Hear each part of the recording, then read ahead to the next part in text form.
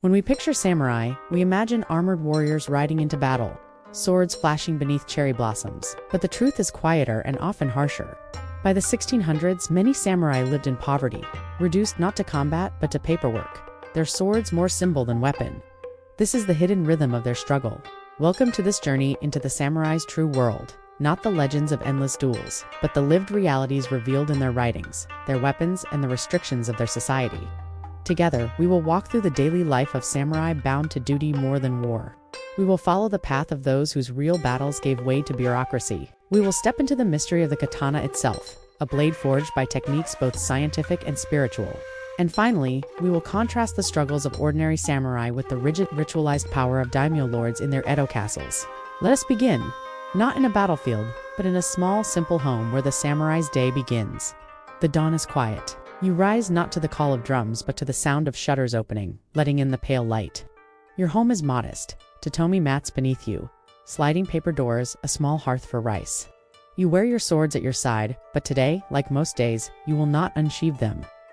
By the early Edo period, after 1600 peace had spread across Japan under Tokugawa rule, the great wars had ended, and with them, the samurai's constant need for battle, but the class itself remained bound by status and tradition. Many samurai now served as administrators, clerks, and guards. The sword was still a symbol, yet daily life was filled with records, taxes, and official errands. Stipends often failed to meet the needs of a family, leaving many samurai in quiet poverty. Historical accounts describe warriors pawning their armor, selling their belongings, or seeking side work to survive. The ideal of the noble warrior persisted in art and poetry, but the lived reality was often far less glamorous. The armor and helmet that once promised glory now gathered dust in storage, while the ink brush replaced the spear. Yet discipline remained. Samurai texts, such as the Hagakure, urged warriors to live as though prepared for death at any moment. Even in peacetime, the mindset of readiness, loyalty, and restraint shaped the rhythm of the day. Imagine yourself, brush in hand, seated on tatami, recording the taxes of farmers or delivering orders between officials. The sword at your hip reminds you of a warrior's heritage, yet the path before you is one of service, restraint, and survival. This was the quiet truth of the samurai's struggle. A life bound to ideals of loyalty and discipline, yet lived in the simplicity and sometimes poverty of everyday routine. As the sun climbs higher, you leave your modest home, stepping into streets once filled with the clash of steel, now bustling with merchants and craftsmen. Your presence commands respect, but also carries the weight of expectation. Every gesture, every word must reflect the code of Bushido, even as you navigate a world far removed from battlefield glory. In the castle town, you pass by the grand estates of daimyo lords, their walls a stark contrast to your own humble dwelling. These powerful feudal rulers live lives of opulence and ritual, far removed from the struggles of lower-ranking samurai. Yet even they are bound by the strict hierarchies of Edo society, their movements and decisions closely monitored by the Shogunate. As afternoon approaches, you find yourself in a government office surrounded by scrolls and ledgers. Your hands, once calloused from sword practice, now bear the marks of the writing brush. You meticulously record crop yields, settle local disputes, and draft reports for your superiors. This is the new battlefield of the samurai. A war of words and numbers fought with ink and paper, yet the warrior's spirit persists. In the evening, you may visit a local dojo, where the art of the sword is still practiced, not for war, but for discipline and spiritual growth. The kata you perform are a dance of precision and control, a reminder of the samurai's martial heritage even in times of peace. As night falls, you return home, your day of duty complete. You carefully clean and polish your swords, not from the blood of battle, but from the dust of disuse. These blades, once instruments of war, now serve as reminders of a code of honor and a way of life that persists, even as the world changes around you. This is the true struggle of the samurai in peacetime, to maintain the spirit of the warrior in a world that no longer needs their martial skills. It is a battle fought not with swords, but with dignity, discipline, and unwavering loyalty to a code that defines their very existence. As you prepare for sleep, you reflect on the day's challenges and the honor of your position, however humble it may seem. For in every act of service, every moment of restraint, you embody the essence of the samurai spirit. Not in glorious combat, but in the quiet nobility of duty fulfilled. Among the thousands of samurai who lived in Japan's long centuries of peace and war, one figure has endured in memory more than most: Miyamoto Musashi. Born in 1584, he lived at the turning point between eras of conflict and stability, and his life reflected both. The stories tell us he fought his first duel at the age of 13, defeating an older opponent with a wooden sword. From then on, Musashi wandered as a ronin. A masterless samurai, he challenged warriors across Japan, seeking skill and survival in combat rather than in service to a single lord. Imagine the setting: a quiet riverside clearing or the courtyard of a temple. The duel begins at dawn, silence broken only by the clash of weapons. Record suggests Musashi fought over 60 duels in his lifetime and won them all. Some accounts, such as his duel against Sasaki Kajiro, describe strategy as much as strength. Musashi arrived late, forcing his opponent to wait, unsettled. Until finally Musashi cut him down with a wooden sword carved from an oar. Yet the samurai's journey was not solely defined by the clash of steel. As the years passed, Musashi's path turned from fighting toward reflection. He studied painting, calligraphy, and the tea ceremony. He observed nature, rocks, and rivers as carefully as he once studied opponents. His greatest legacy came not from the dueling ground, but from his writing. In 1645, near the end of his life, Musashi composed the Go Rin No Sho, the Book of Five Rings. In it, he described not just swordsmanship, but a way of thinking. He spoke of adaptability, of reading the rhythm of one's surroundings, of seeing truth in both the small and the vast. His words reflected a lifetime of struggle, discipline, and observation.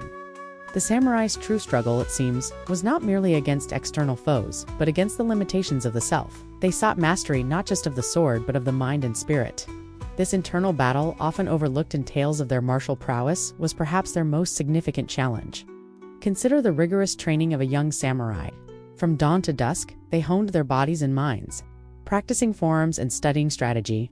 But beyond the physical demands, they grappled with concepts of honor, loyalty, and self-discipline. The code of Bushido, the way of the warrior, demanded a life of constant self-improvement and unwavering dedication to one's principles. In times of peace, many samurai found themselves adrift, their martial skills less in demand. Yet rather than falter, they redirected their warrior spirit into other pursuits. Some, like Musashi, turned to the arts, finding in brush and ink a new battlefield for self-expression and mastery.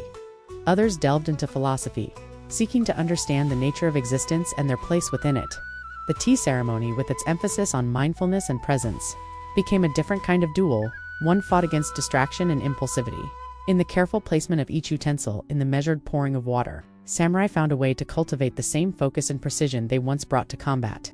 Even in death, the samurai struggle continued. The practice of seppuku ritual suicide was seen not as an escape, but as a final test of courage and conviction. It was a way to maintain honor in the face of defeat or disgrace, a last assertion of control over one's destiny. Musashi died that same year, alone in a cave. He left behind not only the memory of his duels, but a philosophy that continues to be read centuries later, not only by martial artists, but by those seeking clarity in business, leadership, and life itself. Through Musashi, we see the samurai not only as warriors, but as thinkers. Their struggle was not simply with enemies, but with meaning, discipline, and self-mastery. In their journey, we find echoes of our own quest for purpose and excellence. The legacy of the samurai, then, is not just one of swords and battles, but of a relentless pursuit of perfection in all aspects of life. Their true struggle was against complacency, against the easy path. They remind us that the greatest victories are often won not on the battlefield, but in the quiet moments of self-reflection and personal growth. As we look back on figures like Musashi, we are challenged to consider our own struggles. What battles do we fight within ourselves? How do we cultivate discipline and mastery in our chosen fields? The samurai's journey from warrior to philosopher invites us to see beyond the surface of our own lives, to find meaning and purpose in our daily actions. From the legendary tales of Miyamoto Musashi, we turn our gaze to the object that has come to define the samurai's very essence, the katana. For centuries, this blade has been revered as the pinnacle of weaponry. Its edge so keen it could slice through a floating silk scarf. Yet, beneath the veil of myth lies a craft born of human ingenuity, honed through generations of knowledge, unwavering patience, and the transformative power of fire. The journey of a katana began with tamahagane, a steel born from the earth itself. Iron sand gathered from riverbeds and beaches was smelted in clay furnaces known as tatara. This process was a testament to dedication for 3 days and nights. Skilled artisans tended the fires, feeding charcoal into the hungry maw of the furnace. Their vigilance was rewarded with layers of steel, each with varying carbon content. Only the most flawless pieces were deemed worthy of becoming a samurai's blade. In the hands of the swordsmith, this raw material underwent a metamorphosis. The steel was folded and hammered repeatedly, sometimes creating thousands of layers within a single blade. This was no mystical ritual to capture spirits, as romantic legends might suggest. Rather, it was a practical method to purge impurities and achieve a perfect balance of properties within the metal. The result was a blade with a hard razor-sharp edge supported by a more flexible core that could absorb the shock of impact without shattering. Perhaps the most iconic feature of the katana is its graceful curve. This distinctive shape was not merely an aesthetic choice, but a byproduct of the quenching process known as yakiere. The swordsmith would carefully apply a special clay mixture along the length of the heated blade before plunging it into water. This rapid cooling created a fascinating interplay of metallurgical structures. A glass-hard edge contrasted with a more yielding spine. The curve emerged naturally from this process, a testament to the smith's mastery over both fire and steel. Modern science has only deepened our appreciation for the brilliance of these ancient techniques. Microscopic analysis reveals intricate structures called martensite within the hardened edge, explaining the katana's legendary sharpness and durability. What was once attributed to mystical forces is now understood as the culmination of centuries of careful observation, experimentation, and refinement by Japanese artisans who worked with the patience and precision of master sculptors. Yet, to the samurai who wielded it, the katana transcended its physical form. It was carried as an extension of the warrior's very soul, a tangible symbol of their discipline, heritage, and identity. To be granted the right to wear such a blade was a profound privilege, and to draw it in combat was a weighty responsibility that could shape one's destiny. In this way, the katana itself becomes a metaphor for the samurai's internal struggle. Just as the blade balances hardness with flexibility, the warriors sought to cultivate both unyielding strength and adaptable wisdom. The sword's gleaming edge represented the razor-sharp focus required in battle, while its carefully crafted core spoke to the depth of character that must support outward skill. The legends that have grown around the katana over centuries are not mere fabrications, but rather poetic expressions of the profound impact these blades had on Japanese culture. They speak to the awe inspired by a weapon that seemed to transcend the limitations of ordinary steel, becoming something akin to a work of art. Yet, it is in understanding the very human craft behind the katana that we truly grasp its significance. Each blade was the product of countless hours of labor, the accumulated wisdom of generations, and an unwavering commitment to perfection. The samurai who carried these swords into battle were not simply wielding weapons, but bearing the weight of tradition, craftsmanship, and the expectations of their entire society. In the end, the katana stands as a testament to the heights that can be achieved when human skill and dedication are pushed to their limits. It reminds us that true mastery, whether in the forge or on the battlefield, comes not from mystical forces, but from the patient refinement of knowledge and technique. The samurai's struggle, like the creation of their blades, was one of constant self-improvement, balancing the hard edge of discipline with the flexibility to adapt and grow. From the forges where katanas were born, we now enter the vast halls of Edo-period castles. Here lived the Daimyo, powerful lords who commanded lands, resources, and retainers. Their lives could not have been more different from the struggling samurai clerk or the wandering ronin. Imagine walking through a castle compound. High stone walls, moats filled with water, massive wooden gates reinforced with iron. Inside are wide courtyards, orderly barracks, and towering keeps rising above the city. These were not only homes, but fortresses and symbols of power. Life within was shaped by strict order. Under the Tokugawa Shogunate, beginning in 1603, every daimyo was bound by senkinkatai, the system of alternate attendance. Each lord was required to spend alternating years in Edo, the shogun's capital, leaving their families behind there as a form of guarantee. This kept them loyal, but it also meant endless processions across Japan, with hundreds of attendants traveling in carefully regulated display. Inside the castle, rituals governed daily rhythm. Meetings, audiences, and ceremonies filled the day. Meals were lavish, trays of rice, fish, soups, and delicacies prepared with the finest ingredients. Rooms were adorned with painted screens, lacquerware, and imported goods. Samurai guards and attendants stood ready at every entrance. Yet the grandeur came with limitations. Every detail of a daimyo's life was controlled by the shogunate. They could not freely build castles, mint coins, or marry without approval. Power was balanced by restriction, wealth by constant surveillance. The life of a daimyo was one of gilded confinement, a world apart from the common samurai, but no less bound by duty and expectation. For the ordinary samurai, struggling to survive on a modest stipend, the daimyo's world must have seemed distant, unreachable, a life of abundance and ceremony. Yet even within those castle walls, life was not entirely free. The contrast between these worlds paints a vivid picture of the samurai age, a society of stark divisions, where rank determined not just wealth but every aspect of daily life. In this contrast, we see the fuller picture of the samurai age. Poverty and paperwork for many, discipline and philosophy for a few, wealth and regulation for the elite. The rhythm of their days was not only struggle and endurance but also hierarchy, ritual, and restraint. From the lowliest foot soldier to the highest lord, each played a role in a complex social tapestry, bound by codes of honor and obligation. Consider the life of a mid-ranking samurai. Rising at dawn, he might spend his morning in administrative duties, managing the affairs of his lord's domain. Afternoons could be devoted to martial training, honing skills that might never see use in an era of relative peace. Evenings might find him engaged in scholarly pursuits, studying Chinese classics or composing poetry, activities befitting his station even if his finances were strained. Meanwhile, in the castle above, the daimyo navigated a world of political intrigue and ceremonial duties. Every gesture, every word carried weight. The wrong alliance or a misstep in etiquette could have far-reaching consequences. Their wealth and power came at the cost of constant vigilance and the burden of responsibility for their entire domain. This was the true face of samurai life, not just the clash of swords or the contemplation of cherry blossoms, but a daily negotiation of duty, honor, and survival within a rigid social structure.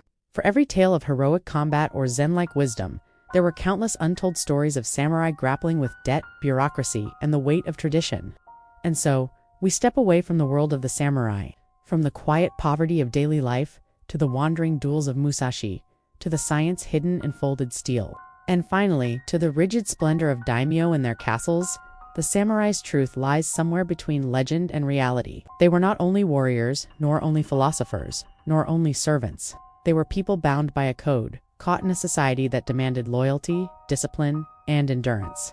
Their legacy is not just in the swords they wielded or the battles they fought, but in the complex culture they inhabited, a world of contrasts, where honor and pragmatism, tradition and innovation, poverty and opulence existed side by side. As we reflect on the samurai's true struggle, we see not just individuals, but an entire society grappling with change, duty, and identity. Their story is one of human endurance in the face of societal expectations, of finding meaning in ritual and purpose in service. It's a tale that resonates beyond its time and place, speaking to the universal human experience of navigating social roles and personal aspirations. If you enjoyed this calm exploration of the samurai's true struggle, join us again here on FactsHubHQ. Subscribe for more journeys into history, archaeology, and science. The quiet stories behind the legends. Together we'll continue to peel back the layers of myth, revealing the complex, often contradictory realities that shaped our world.